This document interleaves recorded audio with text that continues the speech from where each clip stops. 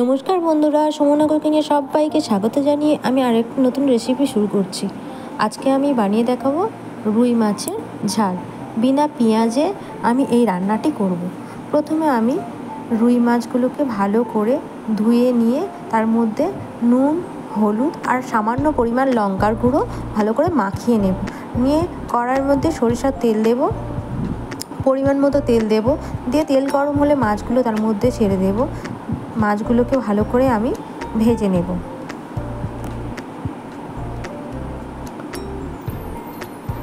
মাছগুলি ভাজা হয়ে গেছে ভালোভাবে। আমি মাছগুলিকে এবার একটা একটা করে তুলে নেব। এবার কড়াইয়ের মধ্যে যে তেলটা থাকবে তার মধ্যে সামান্য পরিমাণ কালো জিরেটা ফোড়ন দেওয়ার পরে আমি এখানে টমেটো ভালো করে পেস্ট করে রেখেছিলাম, আমি টমেটোটা দিয়ে দিলাম। তো তার মধ্যে কাঁচা লঙ্কা চিড়ে দিয়ে দিলাম। ভালো করে টমেটোটা কষিয়ে নেব। তার মধ্যে দিয়ে দেবো সামান্য পরিমাণ লঙ্কার গুঁড়ো, যে যেমন ঝাল খেতে পারেন, হলুদের গুঁড়ো, জিরের গুঁড়ো আর নুন স্বাদ মতো দিয়ে দেবো। দিয়ে ভালো করে কষিয়ে নেব। মশলা থেকে তেল যখন ছেড়ে ছেড়ে আসবে তখন আমি কিছুটা জল অ্যাড করে দেব। তো এই রান্নাটি এরকমভাবে আপনারা মাছের ঝাল বানিয়ে খাবেন, দেখবেন খুবই ভালো লাগবে।